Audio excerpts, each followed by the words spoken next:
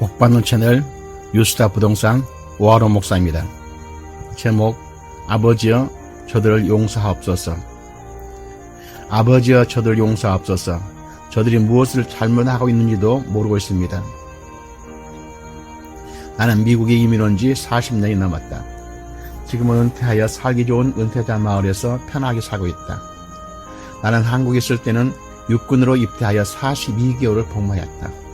일반병으로 입대하여 군대 생활을 하였지만 참모총장 상까지 받았었다. 은행 본점에 근무하면서 경제개발 계획에 참여하여 밤낮 없이 일을 하였다. 그래서 정부 장관상을 받았었다. 나는 누구보다도 대한민국 국민으로 열심을 다하여 나의 조국 대한민국에 봉사했다.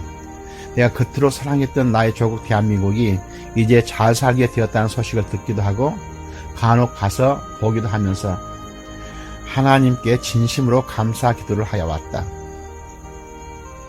이곳에서도 간혹 국가적인 행사가 있을 때는 애국가를 부른다.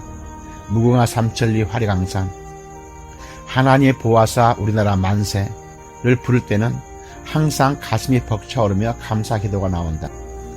하나님 아버지 감사합니다. 우리나라 대한민국을 세워주신 분도 하나님이시여, 6.25 전쟁 가운데서도 지켜주신 분도 하나님이시여, 지지리도 가난했던 우리나라를 이만큼 잘 살게 해주신 분도 하나님이십니다. 하나님 아버지 진심으로 감사합니다. 그런데 들리는 소식은, 특히 유튜브를 통해서 들리는 소식은 나의 조국 대한민국이 공산화되기 직전이라 한다. 대한민국이 완전 망하게 되었다 한다. 그래서 수백만 국민들이 광화문 거리에 태극기를 들고 나가서 비가 오나 눈이 오나 3년이 넘게 투쟁하는 애국 국민들을 보면서 함께 참석하지 못하고 있는 내가 죄송스럽게만 했었다. 금년에는 국회의원 선거가 있었다. 대한민국은 자유민주주의 국가이다. 선거가 국가 권력을 결정한다. 대한민국 국민들이 직접 투표로 대통령을 뽑고 국회의원들을 뽑는다. 그리고 그들에게 국가를 운영하도록 권한을 위임하는 것이다. 그런데 헌정 질서를 무시하면서 몇몇 사람들이 주동이 되어 촛불 집회로 국민이 뽑은 대통령을 탄핵시키며 감옥에 가둔 지가 4년이 되었다. 국민의 손으로 뽑은 대통령을 촛불 집회라는 세력들이 탄핵하였고 아직 어떤 제목도 정하지 않은 대통령을 감옥에 가둔 것이다.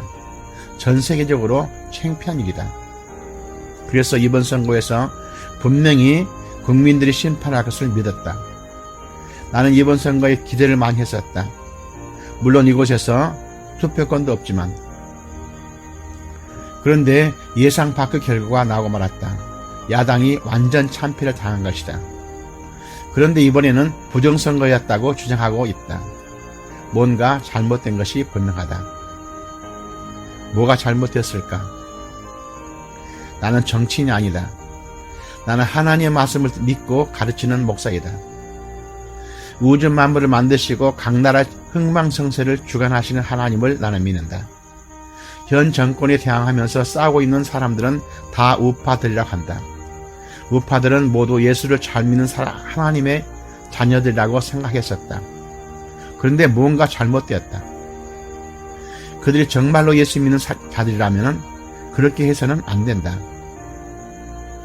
하나님께서는 우리를 창조하실 때 우리 인간에게 권세를 주셨다. 입술의 권세를 주신 것이다.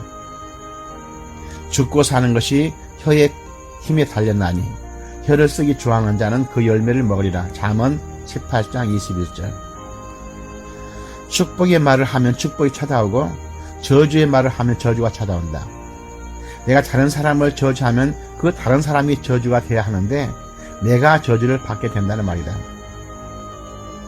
망한다 하면 망하게 되어 있고 잘된다 하면 잘되게 되어 있다.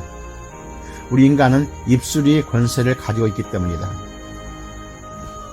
그런데 유튜브에 돌아다니는 말들은 거의 저주의 말들이다. 대한민국은 망했다. 대한민국은 공산국가가 된다. 교회도 없어지고 자유도 없어진다. 현 정권은 대한민국을 북조선 김정은이에게 갖다 바치려고 하고 있다. 현 정권을 타도해야 된다. 누군가가 유튜브에 부정적인 말을 유포하면 이것을 퍼날리기가 바쁘다. 이렇게 하는 것이 애국운동을 하는 것처럼 착각하고 있다.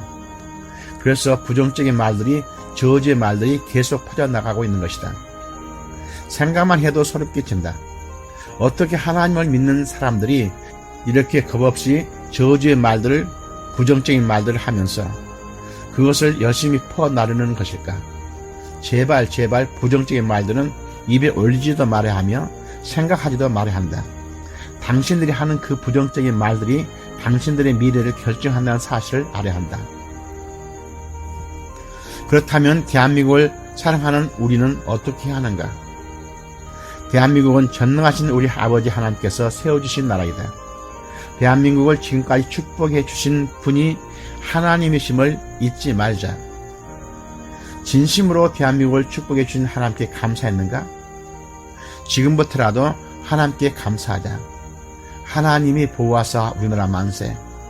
온 국민이 함께 외치자. 앞으로도 우리 하나님께서는 우리나라 대한민국을 분명히 사랑하시며 우리가 생각하는 것보다 더 크게 축복해 주실 것을 확실히 믿는다. 나는 분명히 예언한다. 대한민국은 하나님의 축복을 받는 나라가 되어 온 세계 나라 사람들이 부러워하는 나라가 될 것이다. 머지않아서 북조선 괴뢰도당은 망하게 되고 그들도 미국과 손을 잡고 문을 활짝 열게 될 것이다. 그들도 머지않아 잘 사는 나라가 될 것이다. 그래서 결국은 남북한이 통일되게 될 것이다.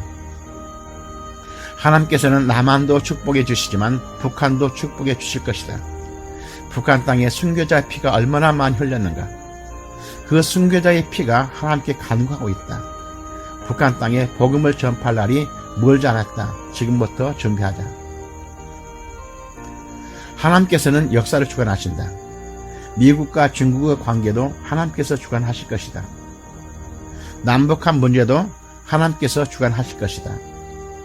지금 되어가고 있는 정세는 북한에서 이미 변화가 일어나고 있다 한다.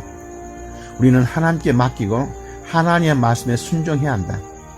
우리는 정치꾼들이 아니다.